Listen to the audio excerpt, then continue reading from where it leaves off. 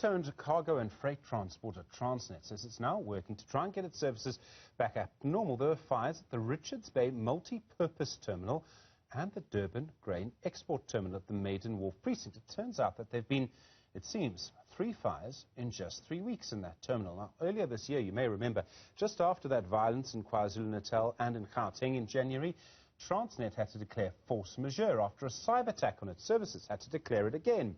Moshe Motlohi is the managing executive for KZN for the Transnet National Ports Authority. Moshe, good afternoon to you. Thank you for your time. What happened? How did these fires start?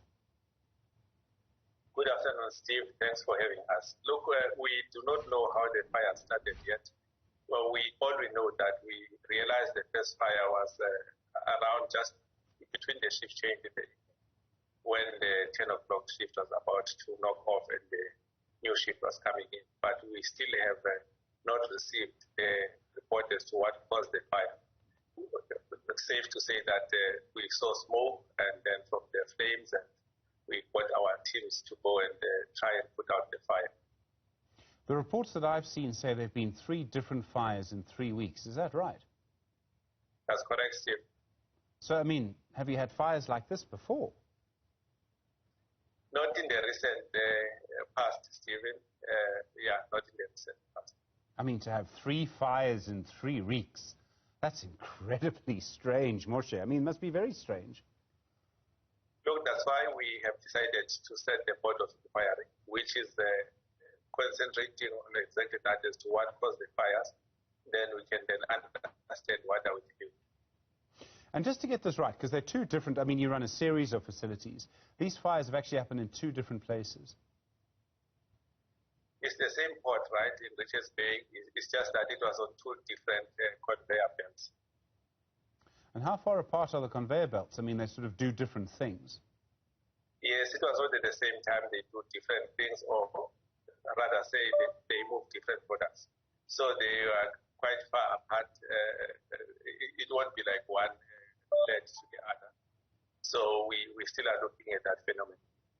Okay, what's being transported on these conveyor belts? I mean, if you have a fire there, it must be quite difficult to put it out depending on what the cargo is.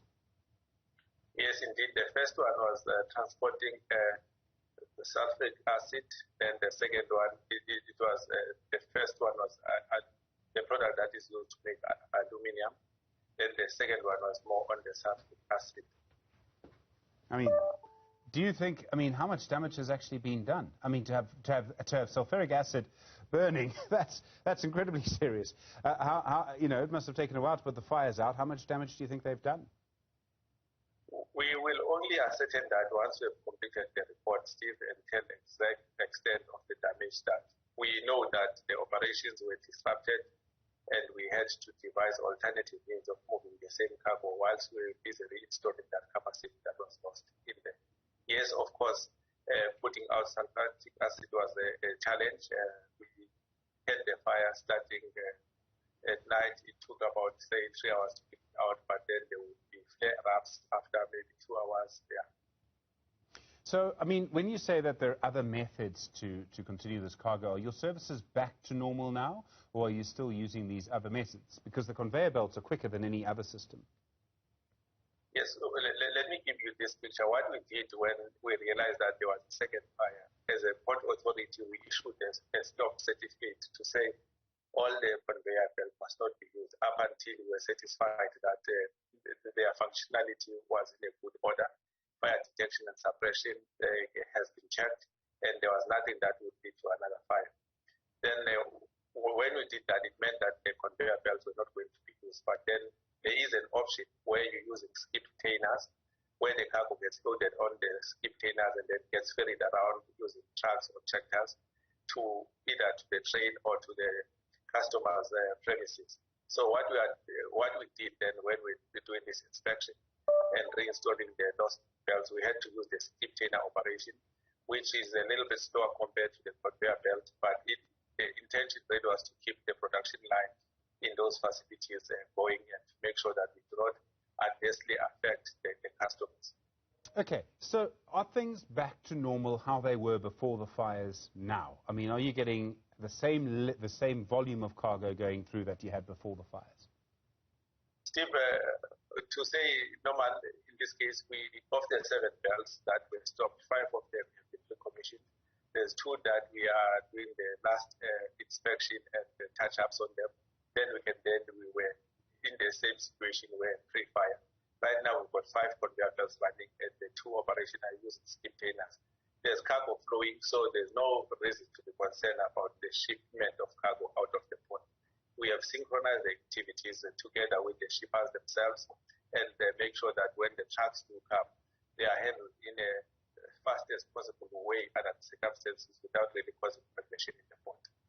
Okay, so, I mean, the way that this works is that you have a huge amount of, some of the reports have shown that there's ships been waiting offshore. They cost the suppliers, I think it's $50,000 US a day while they're waiting offshore. Do you believe you'll be able to make up the time that you've lost? Yes, Steve, we will be, because we're working with industry and identify the urgent cargo. Note at the port the time there are ships that really are waiting to come in and work, and those will be subject to the parking bay being able to be released for them to come in. There won't be ships that are waiting for instructions where the cargo owner is saying, I'm still considering whether the ship should come in or go elsewhere. So we really are prioritizing the ship that should come in. It's going to take a little bit of a while so that we can say we've cleared completely what has arisen out of this.